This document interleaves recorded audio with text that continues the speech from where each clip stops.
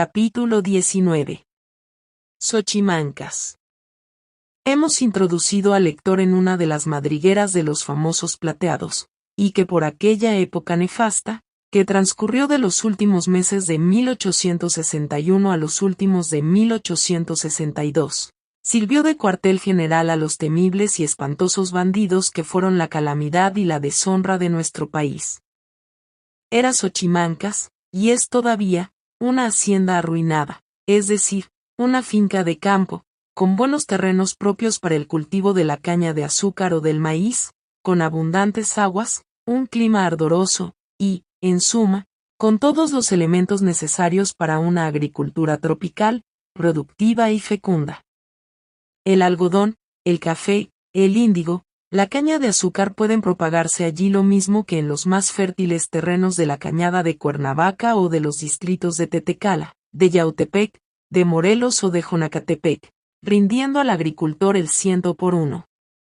¿Por qué en aquella época no se veían en ese pequeño y ardiente valle las hermosas plantaciones de los ricos ingenios que en las otras comarcas que hemos mencionado? No lo sabemos a punto fijo.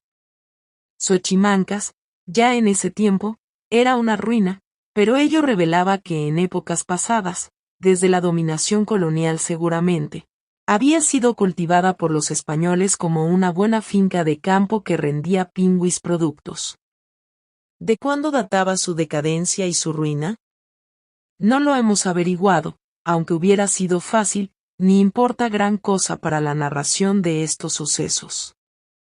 Pero sí es evidente que el lugar es propio para el cultivo, y que solo la apatía, la negligencia o circunstancias muy particulares y pasajeras pudieron haberlo convertido en una guarida de malhechores, en vez de haber presentado el aspecto risueño y halagador de un campo de trabajo y de actividad, porque el nombre mismo, de origen náhuatl, indica que desde la época anterior a la conquista española este lugar era fértil y ameno, y tal vez en él tuvo asiento un pueblo de jardineros.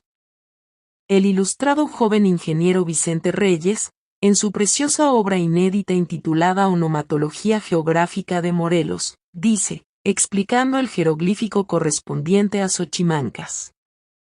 Xochimancas, hacienda de la municipalidad de Tlaltizapán, en el distrito de Cuernavaca. Etimología: Xochimanca, lugar de cuidadores y productores de flores, de Xochimanqui, el cuidador y productor de flores, Ica. Formamos el nombre pictórico con el grupo que en la colección Ramírez sirve para descifrar la palabra Xochimancas, Xochimanque. Y luego, citando al viejo cronista Sahagún, añade, en la fiesta celebrada el tercer mes, Tozostontli, ofrecían las primicias de las flores que aquel año primero nacían en el iu llamado Yopico, y, antes que las ofrecieran, nadie osaba oler flor alguna. Los oficiales de las flores, que se llamaban Xochimanqui, hacían fiesta a su diosa llamada Coatlicue, y por otro nombre Coatlantón. Y el laborioso y erudito anticuario Cecilio Arrobelo, en sus Nombres Geográficos Mexicanos del Estado de Morelos, obra apreciabilísima, dice, citando a otro antiguo cronista, Torquemada, Xochimancas, Xochimán, lugar en que se cuidaban o producían las flores que se ofrecían a los dioses.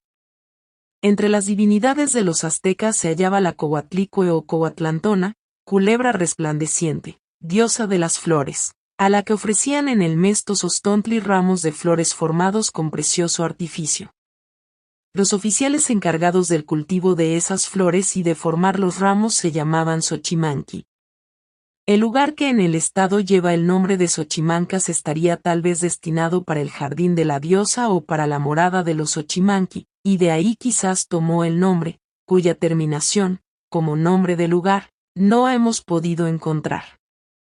Así, pues, parece que, en la antigüedad azteca, este lugar, hoy abandonado y yermo, fue un jardín, seguramente un vasto jardín, tal vez una ciudad llena de huertos y de flores, un lugar ameno y delicioso, consagrado al culto de la flor azteca, a cuyo pie los inteligentes y bravos tlahuica, habitantes de esta comarca y celebrados floricultores, ofrecían, como homenaje, ricos en aromas y colores los más bellos productos de su tierra, amada del sol, del aire y de las nubes. Solo que, como dice nuestro sabio maestro el historiador Orozco Iberra, por regla general, no siempre es fácil señalar los pueblos actuales correspondientes a los nombrados en las antiguas crónicas, porque si muchos conservan su nombre primitivo, aunque estropeado, otros cambiaron de apelación, se transformaron en haciendas o ranchos, o desaparecieron completamente.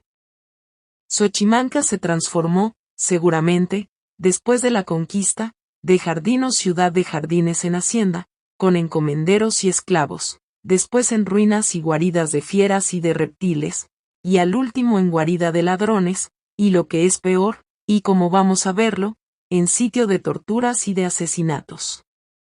Triste suerte la de un lugar consagrado por los inteligentes y dulces indios a la religión de lo bello.